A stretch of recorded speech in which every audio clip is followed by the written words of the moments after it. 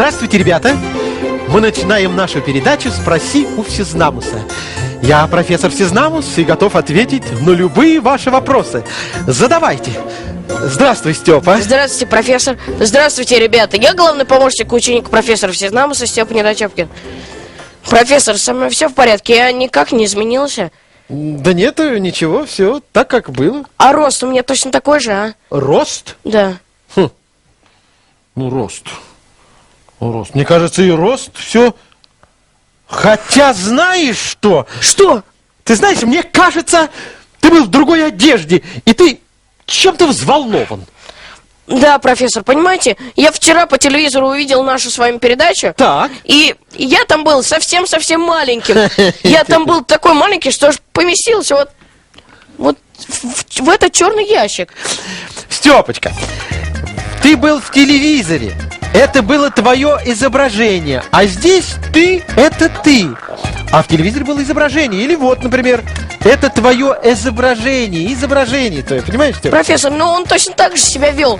Он тоже двигался. Он говорил, как я на. Степа, это великое чудо телевидения. Попасть в телевизор нелегко. Это длинный и трудный путь. Ребята, все, что вы видите по телевизору, это работа большого количества людей и машин. Мониторы, пульты со множеством кнопочек. Без них никак не обойтись. Через мониторы люди следят за тем, что снимают видеокамеры. С помощью пультов люди управляют процессом съемки. Как сидит ведущий, все ли в порядке со звуком, с какой стороны лучше снимать. Все должно быть проверено, прежде чем картинка попадет в телевизор. Ребята, но дорога к вам очень сложная. По дороге к вам происходит с нами, невероятные превращения. А мы поедем, дайте-ка угадаю, на автобусе. Хотя нет, на самолете мы полетим. Нет, Степа, мы выберем другой путь. Нам понадобится камера, провода и еще много-много разного оборудования. О, точно. Камера, провода. Люблю это дело вообще, профессор. Степа. Улыбнитесь, я вас снимаю. Степа, не надо играть с камерой, Степа. Это очень сложное оборудование. Ребята, посмотрите, это объектив. Камера, Степа, считывает твое изображение. Камера считывает? Она еще и считать умеет? Вот видишь, в объективе есть специальные линзы. Вот здесь мы с тобой видим линзу большую. Это не та, которая стоит в камере. Но принцип ее тот же. Она уменьшает. Видишь? Она уменьшает твое изображение. Ух И ты. вот здесь, в объективе линзы, она тоже уменьшает наше изображение. Уменьшает. И мы становимся маленькими. Ну-ка, Степа, улыбнись. Так, хорошо. Улыбочку. Лукавый глаз. Все! Снято! Ты в камере! Я? В камере уже? Ну, не ты, а там твое изображение. Профессор, а как же мы все-таки попадем в телевизор к ребятам? Какой вопрос, ребята? Степа, я сейчас открою великую тайну. Степа, чтобы попасть в телевизор, вернее, чтобы наши двойники туда попали, в камере есть специальный код, который твоему двойнику сообщается. И по этому коду тебя узнают и пускают в телевизор. Пускают туда. Пускать телевизор? Да. А у меня есть идея, профессор. Да. Давайте мы с вами станем секретными агентами. Да, давай. Вы будете скрываться под именем Бегемот, Хорошо. а я буду Компот. Компот. Прекрасно. Итак, Алло, Бегемот. Та-да. Как слышно? Компот. Я слышу прекрасно.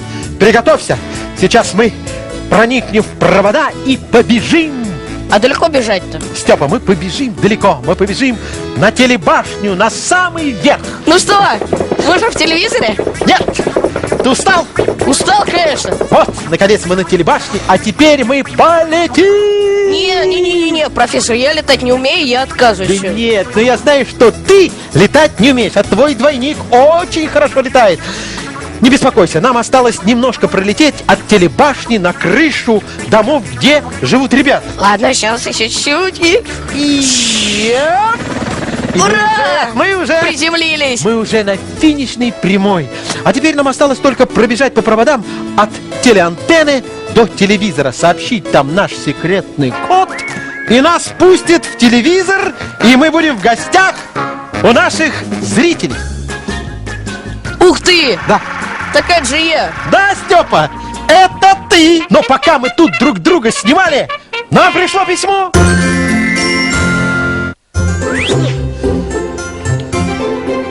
Так. Кто нам пишет? Это письмо нам прислал Ваня Полянский, которому 8 лет. Здравствуй, Ваня. Ваня пишет. Пришли мы с мамой в магазин один раз. Нужно было купить яблоко для яблочного пирога. Для яблочного пирога. Да.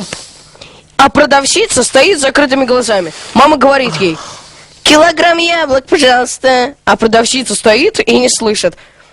Я подумал, что она уснула. Но разве можно спать стоя, профессор? Как вы думаете ответить на это сообщение? Профессор? Профессор! Ой, кажется, здесь змея, она сейчас утащит ваши очки. Очки, мои, где мои очки? Мои очки на месте. Степа, ну перестань ты меня разыгрывать все время.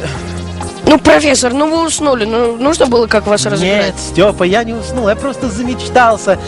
Я так люблю яблочные пироги. Я думаю, что и продавец в магазине тоже замечтался. Потому что он не заснул. Люди не могут спать стоя. Понимаешь? Когда мы спим, то все тело расслабляется, дыхание становится ровным, глаза закрываются, руки и ноги становятся тяжелыми, их тянет вниз, вниз, вниз. Степа! Проснись! Нельзя спать стоя, ты упадешь. Как упаду? То есть никто не может спать стоя вообще? Нет, ну почему никто? Лошади, например, могут спать стоя. Лошади спят стоя? Да. Как это? Ну, понимаешь, у них в ногах есть, такой своеобразный замочек, который защелкивается, когда лошади засыпают. И поэтому они могут спать стоя, тем более у них 4 ноги, а не 2, как у нас. Что ты делаешь, Степа? Пытаюсь освоить замок. Я просто хочу попытаться спать, как лошади. На ночь буду закрывать свои ноги. Степа, этот замок тебе не поможет. Люди не могут спать стоя, ты упадешь. Отложи твой замок. Профессор, а я ведь тоже хочу научиться спать как-нибудь вот так вот по-оригинальному. Оригинально? Ты знаешь, оригинально спят летучие мыши. Ну, это те мыши, которые с крыльями. Ты знаешь, они цепляются лапками за стенку и спят вниз головой. Что за фрукты растут на дереве? Это не фрукты, это спят летучие мыши. Если у тебя на лапках есть острые коготки, ты можешь зацепиться ими за что-нибудь и повиснуть вниз головой. А если ты летучая мышь, то можно еще и поспать, а крыльями укрыться, как одеялом. Из такого положения в случае опасности летучей мыши легко взлететь, стоит только расправить крылья. Ух ты! Да. Нужно будет освоить этот способ, конечно. Да. Ага. Профессор, а давайте вернемся к обычным мышам. Как же они тогда спят? Обычные мыши спят, скажем, обычно. Они укладываются на бочок и хвостиком закрывают голову. Отлично. Змея у меня будет вместо хвоста, значит. Нет.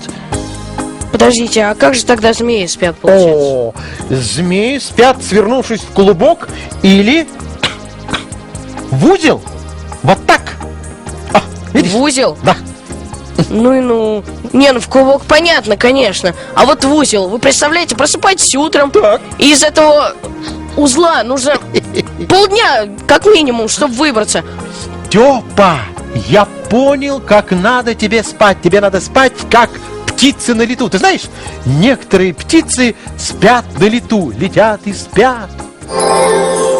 Перелет в теплые страны далекий и очень долгий. Времени на остановке у птиц нет. Так хочется быстрее долететь до солнечных теплых мест. Но остановки некоторым птицам не нужны. Они могут спать на лету. Тот, кто хочет поспать и отдохнуть, перелетает в центр косяка. Глаза закрываются, птичка засыпает. Отдохнувшие птицы уступают место другим. ряды стаи перестраиваются, и уже следующая группа птиц погружается в сон. Нет, но это невозможно. Почему? Потому что вокруг горы, моря всякие. Не надо Интересно ведь смотреть Надо вот так. все посмотреть, я понимаю. Ну тогда попробуй, как спят цапли или утки. Они встают на одну лапку, а клюв прячут в перья. Ну, Ну-ка. сейчас. Так. Ну? Что, удобно? Да нет, совсем неудобно. Неудобно? Да, лучше я буду спать как обычно, в мягкой теплой кроватке. Правильно, потому что во сне самое главное, ребята, удобство. Во сне надо выспаться, чтобы получить заряд бодрости и утром стать веселыми и бодрыми. Правильно? Правильно! Степа, нам пришло письмо. Давай ответим на вопрос, ребят. Профессор, а наш ящик, судя по всему, не спит никогда. Да.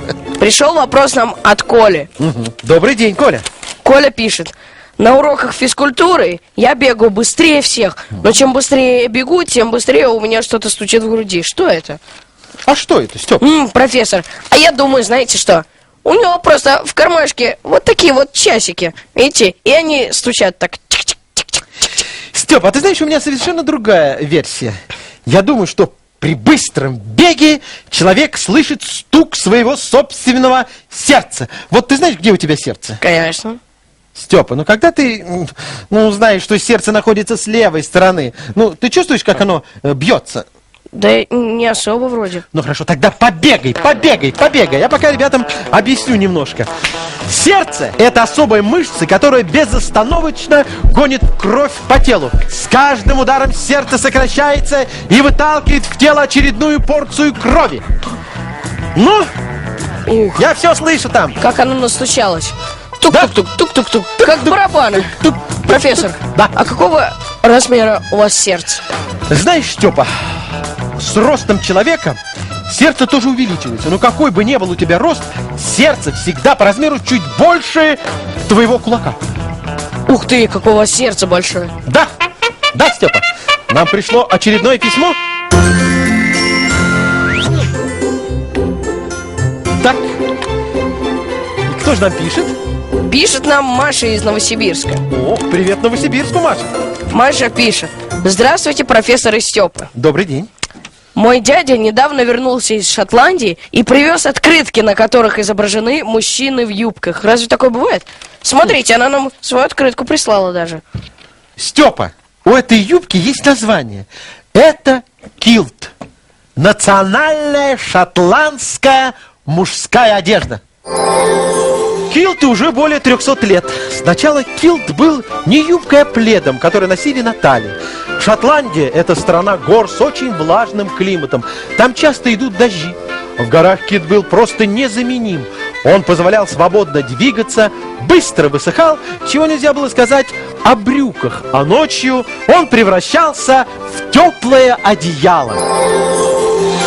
Профессор, а может быть килт не в клеточку, а в какой-нибудь горошек или цветочек? Ты знаешь, расцветка килта – это не просто узор, это своеобразный паспорт. По количеству цветов в клеточке можно было сразу отличить, я не знаю, слугу от хозяина, воина от поэта. Ну я тогда поэт, я знаю много стихов. Да, а я мудрец. А что, такие юбки до сих пор, что ли, носят шотландцы? Килт надевают, в праздники. Это национальная мужская одежда. А праздники шотландцы, ой, как любят.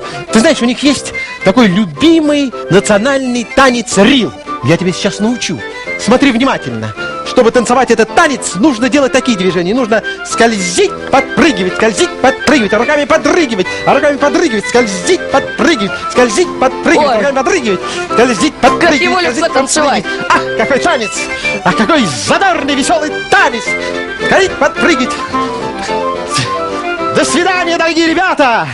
Пишите нам свои письма. Сегодня с вами были профессор Сизнамус И его верный помощник-ученик Степа Недотепкин. До новых встреч!